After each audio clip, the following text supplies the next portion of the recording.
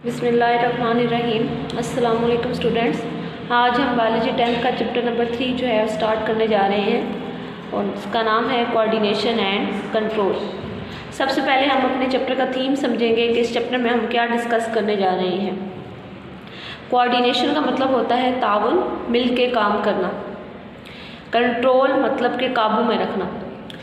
अगर हम ये टिपिकली बात अगर हम अपनी क्लास से एग्जांपल लें तो फॉर एग्जांपल के एक टीचर जो है वो 5 से 6 बच्चों को ग्रुप में असाइनमेंट देता है कि आप जो है वो कोऑर्डिनेटेड फॉर्म में मिलजुल के जो है ये असाइनमेंट जो है वो करके लाएं, और उसके साथ ही जो है वो एक हेड असाइन कर देता है एज अ कंट्रोल के उनसे काम कैसे लिया जा सके। क्योंकि जब भी कोऑर्डिनेशन में काम करना होता है तो there must be some objections के किसी को कोई कहता है कि हमें ये काम नहीं करना, कोई ये कहता है कि हमें नहीं, तो हेड को जो है असाइन किया जाता है ताकि जो है वो इन पर कंट्रोल रख सके और इसका काम जो है वो जान सके।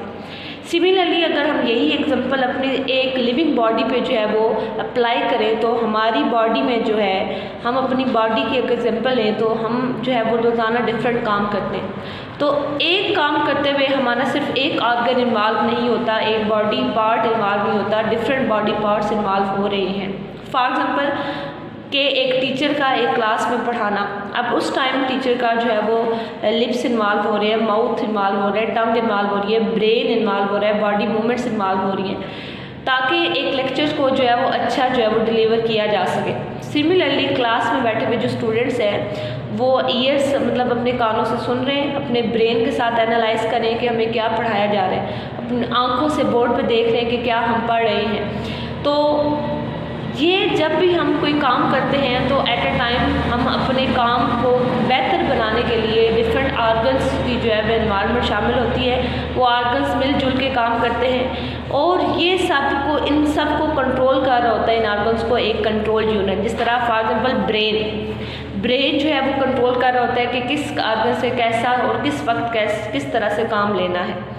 अब इस लिहाज से हम कहते हैं कि कोऑर्डिनेशन की हमारी बॉडी में 2 टाइप्स होती हैं। First one is called the nervous coordination and second one is called the chemical coordination.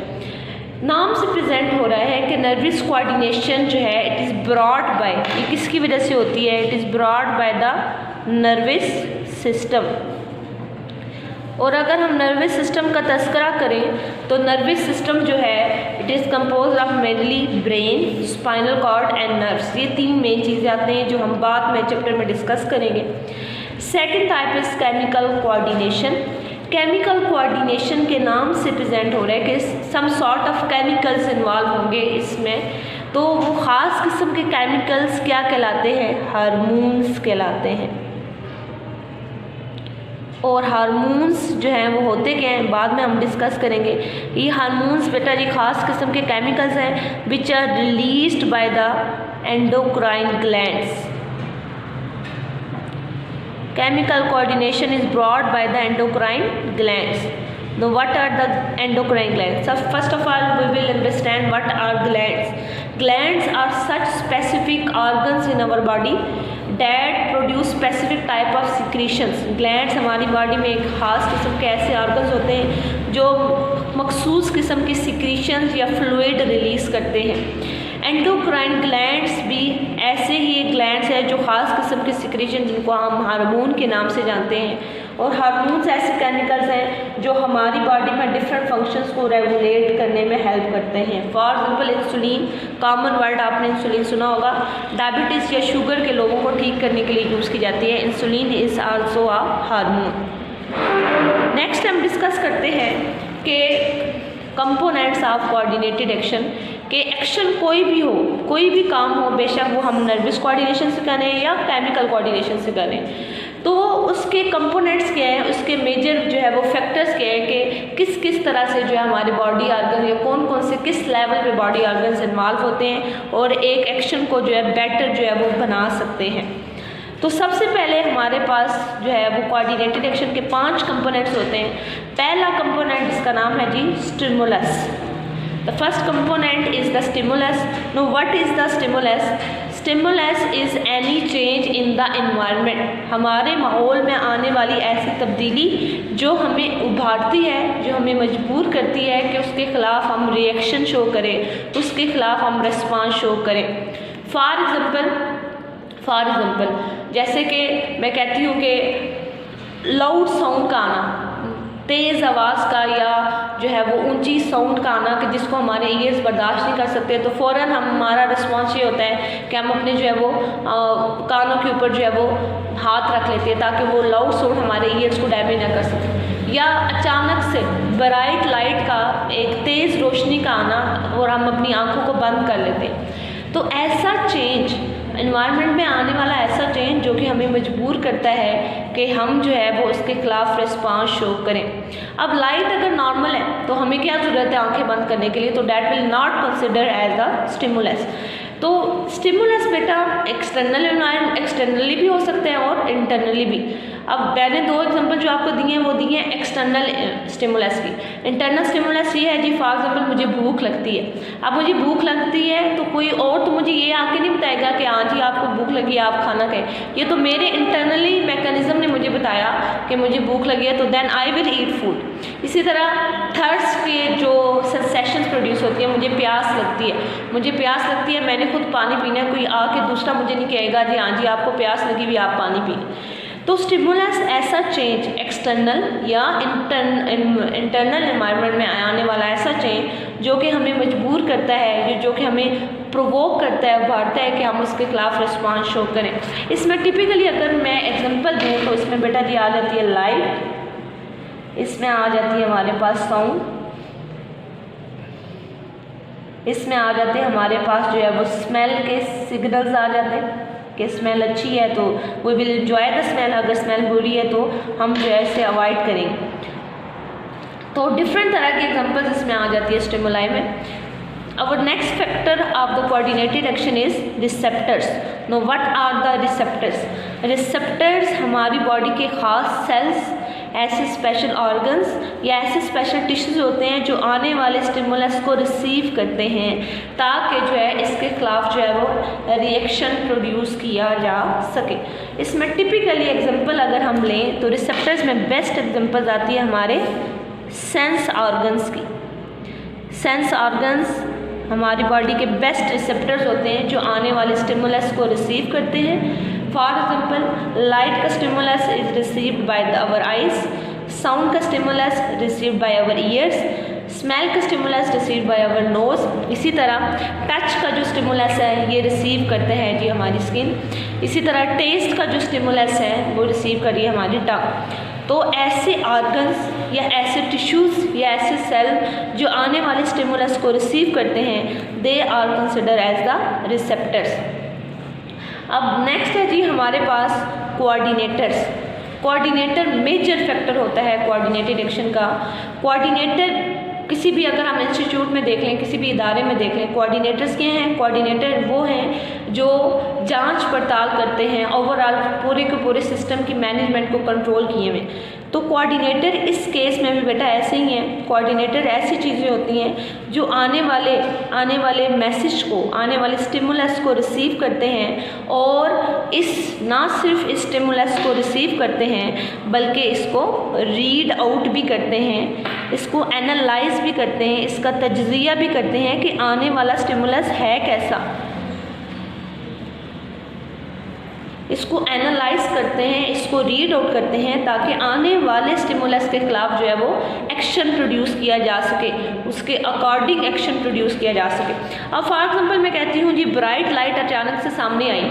अब हमने नॉर्मली अगर हम कहें तो हमने अपनी आँखों को बंद करना है। आँखें हमारा ब्रेन कोऑर्डिनेटर मतलब ऐसी चीज़ें, ऐसे आर्गन जो रीड आउट करती है। तो बेस्ट एग्जांपल हमारे पास आएगी ब्रेन की। तो हमारा ब्रेन हमारी आइज़ को ये मैसेज देगा जी ब्राइट लाइट है, आइज़ को क्लोज कर दें अगर नॉर्मली। अगर एबनॉर्मल सिचुएशन में लूँ जी ब्राइट लाइट आती है तो हम अपने कानों के ऊपर हाथ रख लें। अब कानों का तो लाइट के साथ तो कोई कंसर्न नहीं है, उसका तो साउंड के साथ कंसर्न है। तो आने वाले मैसेजेस को, आने वाले स्टिमुलाई को रिसीव करना और उसको रीड आउट करना कि वो मैसेज किस तरह का आया है। इसमें अगर हम नर्वस कोऑर्डिनेशन की एग्जांपल लें तो नर्वस कोऑर्डिनेशन में कोऑर्डिनेटर्स आते हैं बेस्ट ब्रेन, इसके साथ ही साथ आता है हमारे पास स्पाइनल कॉर्ड। कि ये दो ऐसे ऑर्गन्स हैं जो हमारी बॉडी में कोऑर्डिनेटर के तौर पर एक्ट करते हैं in the case of nervous coordination.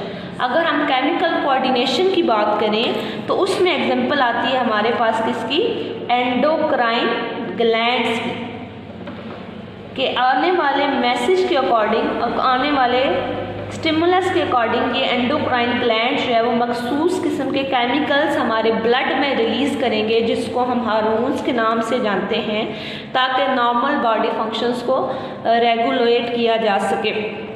हम आप कोऑर्डिनेटर के बारे में एक और बात सुने कि ये कोऑर्डिनेटर ना सिर्फ इस मैसेज को, आने वाले स्टिमुलस को रीड आउट करते हैं और ना सिर्फ इसको रीड आउट करते हैं बल्कि इसको आगे भी डिलीवर करते हैं। आगे ये ख़ास किस्म के ऑर्गन्स को डिलीवर कर रहे हैं जिनको हम कॉमनली कहते हैं इफेक्टर्स। अब फॉर एग्जांपल मैं कहती हूँ जी, मैंने किसी गर्म चीज़ को टच किया, मेरे हाथ ने किसी गर्म चीज़ को टच किया, मेरे ब्रेन ने रीड आउट किया कि मेरे हाथ ने किसी गर्म चीज़ को टच कर लिया। अब मेरा ब्रेन तो सर से उठ के हाथ में तो नहीं जाएगा कि जो ये कहे जी हाँ जी हाथ पीछे खींचो। ब्रेन तो न्यूरॉन्स के ज़रिए, नर्व्स के ज़रिए मैसेज डिलीवर कर रहा है कि अब अपना हाथ जो है पीछे खींचो क्योंकि गर्म चीज़ को टच कर लिया। तो कोऑर्डिनेटर्स इस रीड शुदा मैसेज को आगे डिलीवर करते हैं ख़ास किस्म के ऑर्गन्स की तरफ जिनको हम कहते हैं इफेक्टर्स।